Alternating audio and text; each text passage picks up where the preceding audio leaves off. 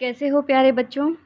उम्मीद है आप सभी इस कोरोना की सिचुएशन में अपने घरों में सुरक्षित होंगे और अपने आप को इस भयंकर बीमारी से बचा के रखे हुए होंगे। स्वागत है आप सभी का मेरे चैनल पे। मेरे चैनल पे पूरी वीडियो देखिएगा, इसको लाइक ज़रूर कीजिएगा, मेरे चैनल को सब्सक्राइब ज़रूर कीजिएगा और बेल आइकन ज़रूर दबाइएगा ताकि आपको जब भी मैं कोई वीडियो डालूँ, आपको अपडेट तुरंत मिल जाए।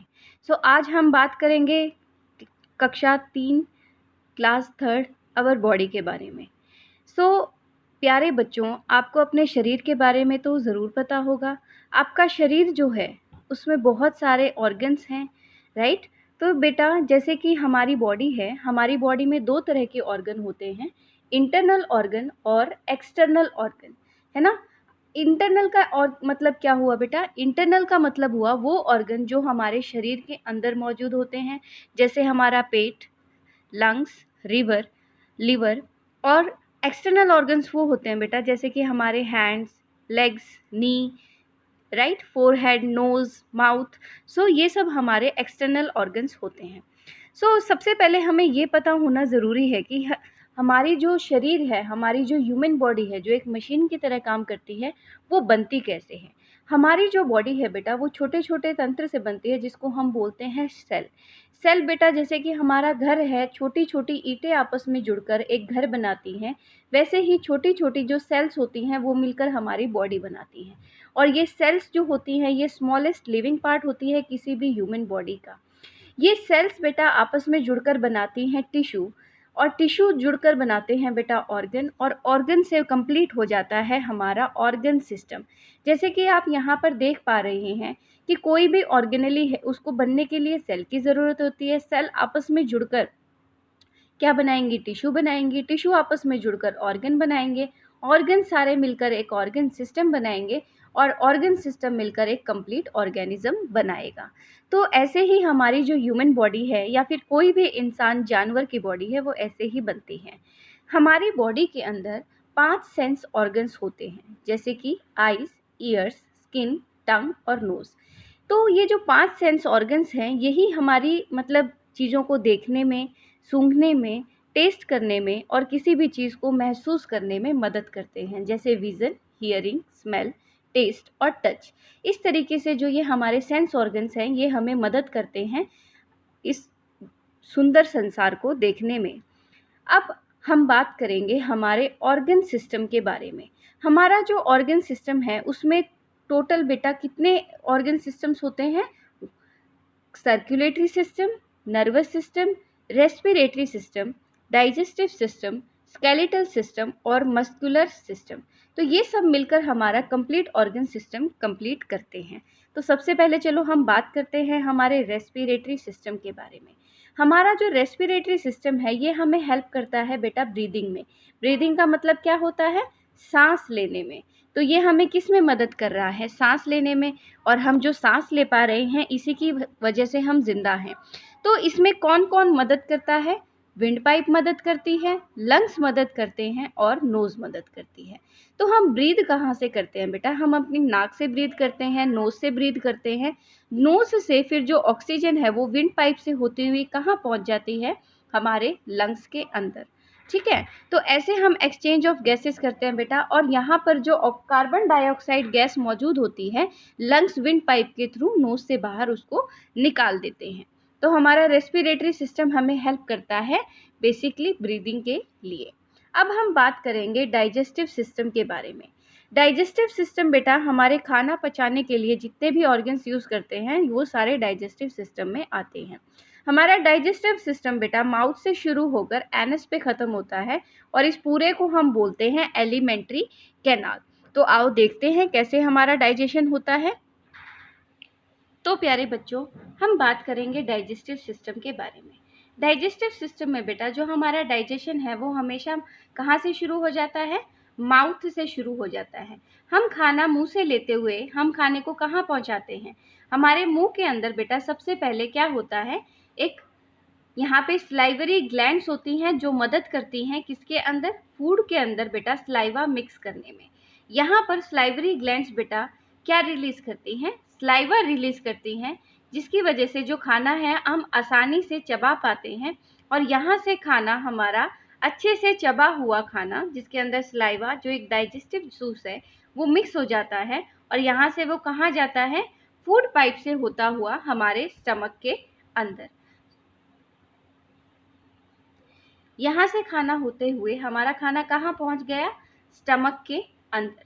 स्टमक में पहुँचने के बाद बेटा यहाँ पर डाइजेस्टिव जूस होते हैं, म्यूकस होता है और HCl नाम का एक हमारा केमिकल होता है जिसको हम बोलते हैं हाइड्रोक्लोरिक एसिड।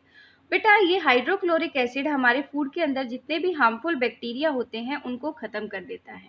ओके, यहाँ से बेटा खाना हमारा जाता है स्मॉल इंटेस्टाइन के अंदर। स्मॉल इंटेस्टाइन के अंदर बेटा खाना जाने के बाद इसके अंदर जितने भी इम्पोर्टेंट न्यूट्रिएंट्स होते हैं ये सारे यहाँ से हमारे ब्लड के अंदर मिक्स कर दिए जाते हैं। ब्लड के अंदर कैसे मिक्स किए जाते हैं, यहाँ पर बेटा ये विली नाम की फिंगर लाइक ऑब्जेक्शंस होती हैं जो यहाँ पर खून के अंदर जो भी न्यूट्रिएंट है, यहाँ पर हमने जो खाना खाया है उसके अंदर जो भी न्यूट्रिएंट है उसको यहाँ पर हमारे खून के अंदर ब्लड वेसल्स के अंदर मिक्स कर देते हैं और यहाँ से फिर वो सारे ऑर्गन्स में भेज दिया जाता है। इसके बाद जब यहाँ पर हमारा डाइजेशन हो जाता है, एब्जॉर्प्शन भी हो जाता है न्यूट्रिएंट्स का, इसके बाद जो बचा हुआ खाना होता है मतलब जो वेस्ट मटेरियल होता है या फिर जिसको हम कहेंगे अनडाइजेस्टेड फूड, यहाँ से होता हुआ वो खाना कहाँ पहुँच जाता है, लार्ज इंटेस्टाइन के अंदर। लार्ज इंटेस्टाइन के अंदर जाने के बाद इसके अंदर जितने भी इम्पोर्टेंट वाटर या मिनरल्स प्रेजेंट होते हैं बचे हुए वो यहाँ पर एब्जॉर्ब कर लिए जाते हैं और जो वेस्ट होता है बेटा यहाँ पर धीरे धीरे रेक्टम में इकट्ठा होता है। रेक्टम में इकट्ठा होने के बाद हम उसको मॉर्निंग में कहाँ से रिलीज कर देते हैं, हमारे एनस के थ्रू। हमारा डाइजेस्टिव सिस्टम जो है वो काम करता है। इस पूरे को बेटा जो हमारा माउथ से लेकर एनस तक का जो ये पूरा सिस्टम है हमारा, इसको हम बोलते हैं एलिमेंट्री कैनाल। सो ये हमारा डाइजेस्टिव सिस्टम था। अब हम बात करेंगे हमारे सर्कुलेटरी सिस्टम के बारे में। जो सर्कुलेटरी सिस्टम है बेटा ये हमारे हार्ट से रिलेटेड है।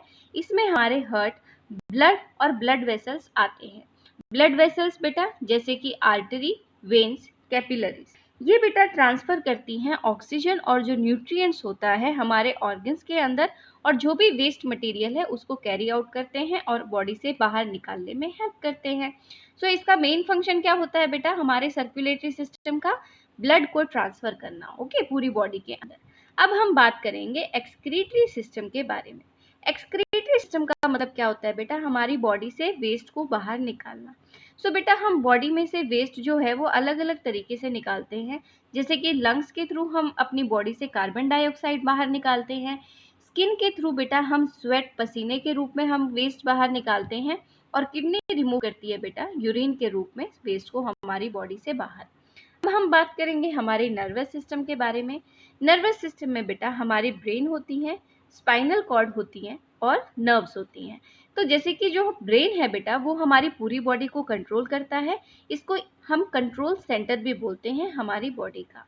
बेटा ये क्या करता है, ये कंट्रोल करता है, कोऑर्डिनेट करता है हमारी बॉडी फंक्शंस को और रेस्पॉन्ड करता है बेटा इंटरनल और एक्सटर्नल स्टिमुलाइज को। ये मेंटेन करता है बेटा homeostasis body through the feedback of the loops. इस प्रकार बेटा हमारा नर्वस सिस्टम काम करता है और हमारी बॉडी को कंट्रोल करता है।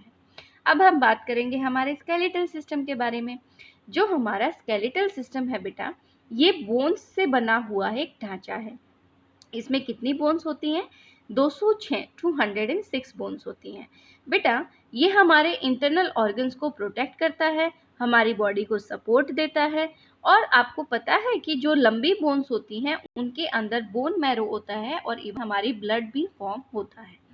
उसके बाद बेटा बात करेंगे हम हमारे मस्कुलर सिस्टम के बारे में।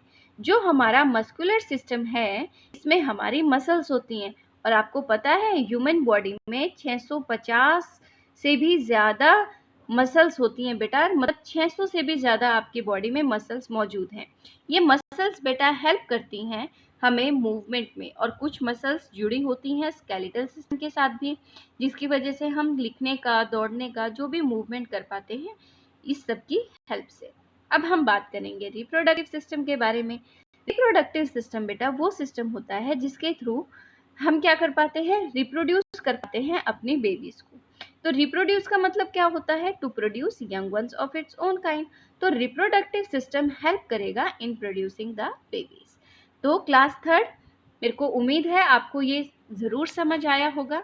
अगर आपको मेरी वीडियो अच्छी लगी हो तो लाइक ज़रूर करें, मेरे चैनल को सब्सक्राइब ज़रूर करें, और मैं ऐसे ही आपके पास ऐसे यूज़फुल वीडियोस लाती रहूँगी। Bye bye.